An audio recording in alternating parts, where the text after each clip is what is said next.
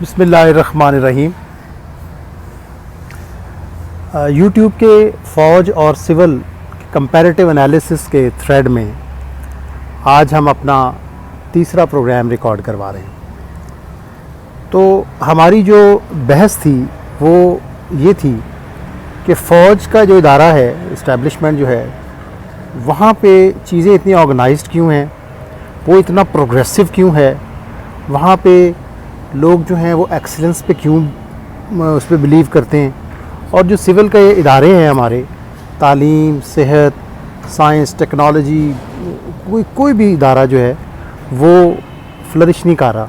तो इसकी वजह जो है वो वजूहात, इसकी रूट कॉजेज़ की तरफ जो है ना वो हम उसको एक्सप्लोर करने की कोशिश कर रहे थे। तो इसमें बाकी जो हमने पिछली दफ़ा कुछ चीज़ें एक्सप्लोर की, उनमें एक और जो बुनियादी वजह है वो सिविल की आपाधापी है।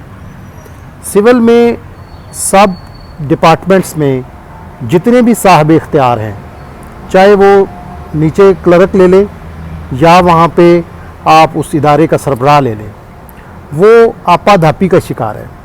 वो उसको एज़ यूनिट नहीं देखता, वो अपने इदारे को उसको ओन नहीं करता, उसमें सेंस ऑफ ओनरशिप नहीं है। वो सिर्फ़ अपना टाइम पास करने के लिए आता है, वो अपना वक्त जो है उसको बग़ैर किसी मुश्किल के उसको पास करना चाहता है, वो उसमें इम्प्रूवमेंट का पे बिलीव नहीं करता। तो मैंने जो गवर्नमेंट के इदारों में, जो सिविल इदारों में जहाँ पे भी मैंने गया हूँ और मैंने जो सर्व किया है, वहाँ पे मैंने यही देखा है कि वहाँ पे हर बंदा, चाहे वो उस इदारे का सरबराह ही क्यों नहीं है, वो अपना टाइम गुजारने के चक्कर में है और वो सिर्फ इस चीज़ में बिलीव करता है कि अल्लाह करे कि मेरे टाइम में मुझे कोई प्रॉब्लम ना हो और मेरा वक्त आराम से गुजर जाए। और उसका टारगेट जो है वो ये होता है कि वो वहाँ से खैरियत से वहाँ से चला जाए। उसका टारगेट ये नहीं होता कि उससे वहाँ रहते हुए उस जो यूनिट है, उस जो इदारा है, उसको तरक्की की तरफ लेके जाना है। आप पुलिस ले लें, पुलिस में मैंने अपने हमारे दोस्त नीचे वाले उसमें रैंक में भी हैं, ऊपर वाले रैंक में भी, हम उनसे डिस्कस करते हैं। वो कहते हैं कि हमारा जो हमारा ऑफिसर है वो हमें ओन नहीं करता, हमारी प्रॉब्लम नहीं सुनता, हमारी प्रॉब्लम के बारे में सोचता नहीं है, उसकी रूट कॉज के बारे में नहीं सोचता। तो इसलिए हमें अपने इदारे के ऊपर जो है वो हमारी तहफ़्फ़ुज़ात हैं। हमें अगर कोई प्रॉब्लम आ जाती है, हम अपने अफसर को बताते हैं कि जी हमारा ड्यूटी आवर्स बहुत ज़्यादा हैं और वो हम ड्यूटी आवर्स पूरे नहीं कर सकते, तो वो हमारा अफसर जो है वो हमारा मसला हल नहीं करता। तो चूँकि जब आप इंसाफ ना कर सकें अपने अंडर कमांड के साथ, तो वो भी फिर उसकी एक डिसओन करना शुरू कर देते हैं, लोग डिसग्रंटल होना शुरू हो जाते हैं। तो आज जो मेजॉरिटी हमारे इदारों की तबाही की वजह यह है कि यहाँ पे लोग जो हैं वो एज अ होल डिसग्रंटल्ड हो चुके हैं। वो अब नहीं चाहते कि वो किसी लंबे प्रोसीजर के, लंबे कोई इस्लाह के प्रोसीजर में दाखिल हों। उनकी कोशिश यही है कि वो जो 2-4 साल अपने वहाँ पे उसकी पोस्ट है उसमें वहाँ पे वो गुजारें और अपना टाइम पास करें, अच्छा वक्त गुजारें, और जाते हुए फूलों और तोहफ़ों से लदे लदाए वो वहाँ से जा रहे हों, जैसे आए थे वैसे चले, ना उन्होंने कोई इम्प्रूवमेंट की, ना उन्होंने कोई अपने इदारे के मसाइल हल किए।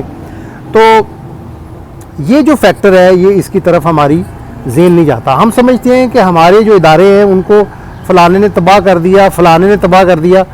देखें, इंसान आप जब तक खुद नहीं चाहेंगे आपका इदारा ठीक नहीं हो सकता। मैं आपको एक मिसाल देता हूँ। अब आप सेहत का महकमा ले लें। सेहत के महकमे में मैंने देखा है कि एक इतना बड़ा अस्पताल होता है, एक कई 100 बेड का अस्पताल होता है। वहाँ पे डॉक्टर जो हैं, डॉक्टर बरादरी सैकड़ों के हिसाब से डॉक्टर होते हैं, और उनकी एक कॉमरेडशिप नहीं है, ये उनकी एक सेंस नहीं है कि वहाँ पे डॉक्टरों के लिए कोई अलहदा कोई 2-4 बेड ही कोई आप तफवीज़ कर दें कि आपकी अपनी एक आपकी ओनरशिप ही नहीं है, आपकी एक दूसरे के लिए कोई सेक्रीफाइस नहीं है। तो हम निकलते तो हैं, हम एहतजाजों में भी इकट्ठे निकलते हैं, हम तोड़ फोड़ में भी सारे इकट्ठे निकलते हैं, लेकिन कभी हमने ये सोचा है कि अगर कोई डॉक्टर बीमार हो जाता है तो उस जो सिविल हॉस्पिटल या कोई भी हॉस्पिटल है उसके अंदर क्या कोई लहदा से कोई डिसेंट वे में कोई भी और डिफरेंट उस डॉक्टर को भी कोई केयर मिलती है, या वो बिल्कुल ही लावारसों की तरह वहाँ पड़ा होता है? तो अगर देखें, अगर डॉक्टर को अपनी उसको रेजिमेंटेशन नहीं है, डॉक्टर की अपनी उसकी यूनिट की ओनरशिप नहीं है, तो कोई जो बाहर से बंदा आया है तो वो जब आपस में एक दूसरे के साथ नहीं है तो वो फिर कोई दूसरे तो तसव्वुर भी नहीं कर सकते कि वो किसी दूसरे को किसी किस्म की उसमें ओनरशिप फील होगी। तो हम एक कौम हैं, लेकिन जो हमें जो एक निज़ाम तफवीज़ किया गया है, हमें जो अल्लाह की तरफ से भी और हमारे मुल्क पाकिस्तान की तरफ से भी तफवीज़ किया गया है, हमारी ये कोशिश होनी चाहिए कि हम उसको ओन करें, हम उसको डिसोन नहीं करें। हम पुलिस का महकमा है, पुलिस के महकमे में वो उनसे पूछते हैं, वो भी यही कहते हैं कि जी बस डंग टपाऊ काम है, बस जी अपना वक्त पास करें, ना हमें गाड़ी देते हैं जी, ना हमें हमारे ड्यूटी आवर्स रिव्यू करते हैं, बस हमें अपने अखफल बंदोबस्त पे छोड़ देते हैं। तो वो भी अपना टाइम पास करते हैं, तो वो जो इदारे हैं वो तबाह हाल और मफलूकुल हाल जो है वो रहते हैं, और वो इम्प्रूवमेंट नहीं कर सकती। तो फ़ौज के जो महकमा है, जो हमारा इदारा है दिफा का, उसके अंदर we have to prove our self.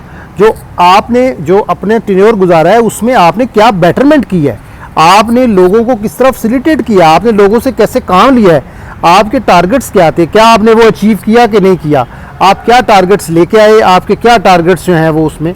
तो मेरी जो आप सारे भाइयों से एक मेरी रिक्वेस्ट है, जो मेरा एक्सपीरियंस शेयरिंग है, लोग अब मुख्तलिफ़ इदारों के बारे में मुख्तलिफ़ बातें कर रहे हैं, लोग जो है वो बाहर से बैठ के भी अपने इजहार ख्याल करते हैं, और उन्होंने वो तजर्बा हासिल नहीं किया जो इदारों में सर्व करने के बाद उनको पता चलेगा कि कौन सा इदारा जो है वो किस तरह काम करता है और कौन सा इदारा किस तरह काम करता है। आज मैं एक हमारे पाकिस्तानी भाई जो कनाडा में अब शिफ्ट हो गए हैं, उनकी मैं एक वो देख रहा था वीडियो, और उसमें मुझे बड़ा एक स्ट्रेंज फीलिंग हुई कि पाकिस्तानी किस तरीके से हम लोग जो जब बाहर के मुल्क चले जाते हैं तो हमारे जो आइडियाज़ हैं वो बिल्कुल बदल जाते हैं।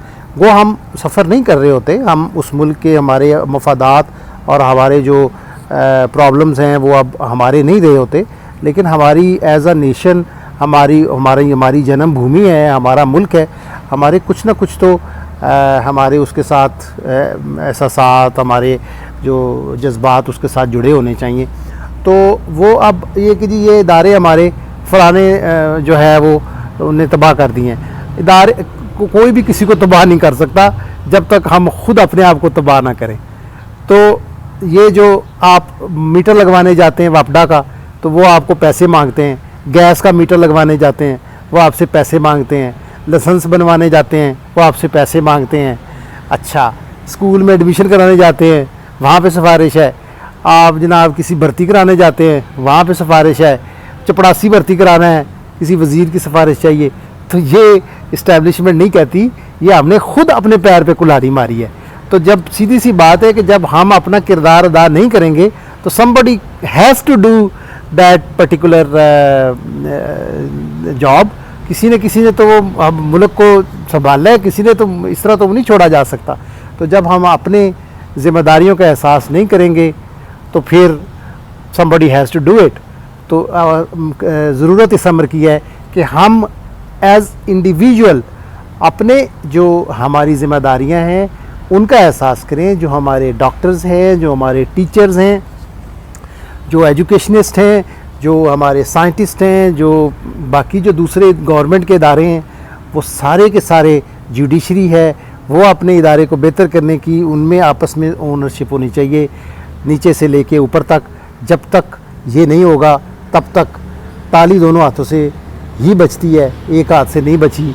तो इसलिए अपना बहुत ख्याल रखिए, और ये मेरे जो थॉट प्रोवोकिंग कॉन्सेप्ट्स हैं इनके बारे में ज़रूर सोचिएगा।